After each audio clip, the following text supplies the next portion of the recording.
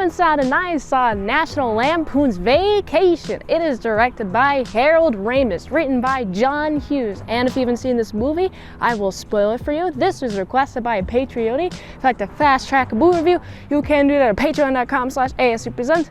On with the review. This movie starts and we're following a family of 4.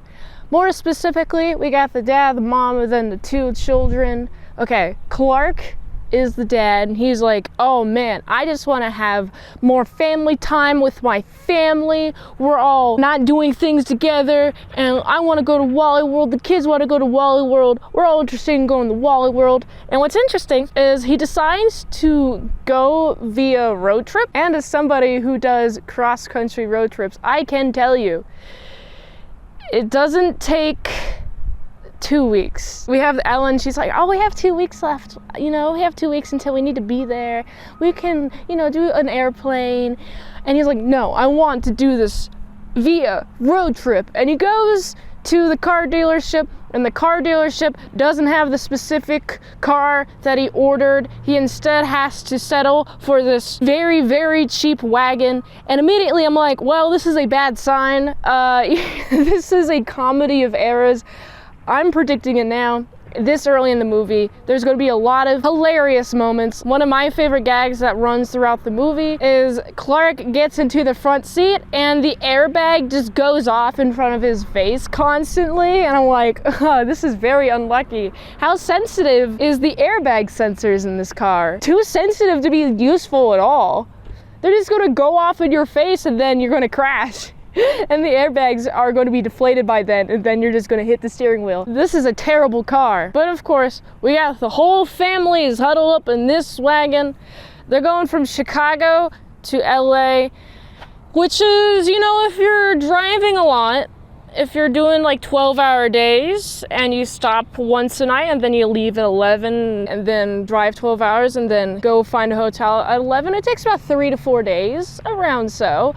But this guy is doing a lot of stopping. He's like, I got a whole thing planned. I'm going to have this amazing road trip plan. I'm like, no, you can't rely on plans when you're vacationing. You can have very loose guidelines. That's the most you can really aim for, because any plans that you set is going to be immediately thrown off. Like, for example, they go stop at St. Louis because they need gas.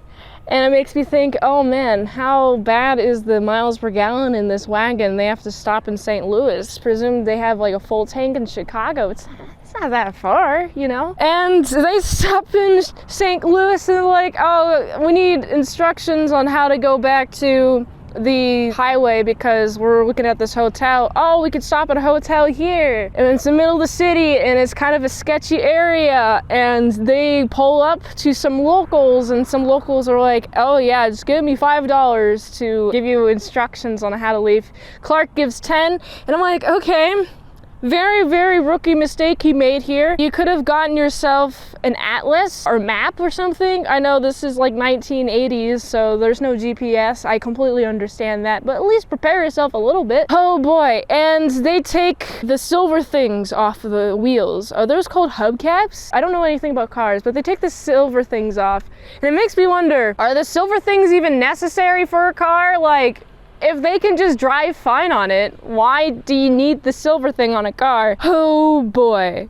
And so this just starts to trip off with so many bad things that happen. They drive some more. They have to pick up Alan's sister's aunt, who's just kind of decrepit and old, and she's cranky. She brings this really mean dog, and the dog's kind of rowdy. It makes me wonder, how do you even get a mean dog? Do you just not pay any attention to it? I feel like if you have an animal, you should be able to pay attention to it, or else don't get an animal if you're not going to pay attention to it, and it's to the point where it gets this mean. So we have a mean dog that's on board. You know, they're going to stop at some places. Some of the hotels are successful, some of them are not, but they decide to have a little bit of a picnicking adventure. They're like, oh yeah, let's hang out here. Oh cool, yeah, okay, awesome. We're gonna have a chill time. The dog keeps running off. We have to tie the dog to the car. They pack up, they forget to bring the dog in the car, and uh-oh, a policeman pulls him over. Is like, don't you know what you did to the car? There's some animal cruelty charges. He's like, oh no, I forgot to take the dog off the car. And the cop just accepts it. As somebody who's watching this movie, who is on Clark's side, I would also be like, yeah, I'm accepting it. But like a cop who has no awareness of anything leading up to this, just sees this leash on the back of the car, immediately believes him.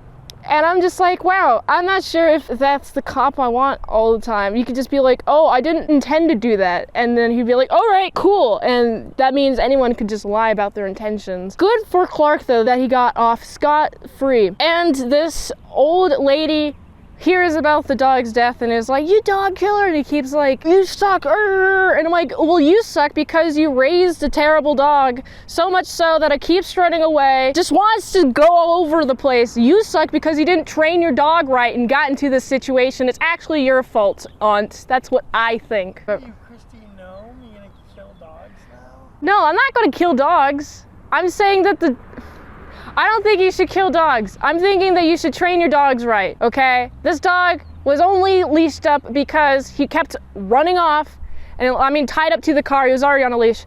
He kept running off, and so he's like, okay, the only thing that I could really tie a dog to is to the car, and then he forgot. And he did forget, which is bad, but also you should train your dogs. Please train your dogs if you have dogs. That's my PSA to you. More things go wrong.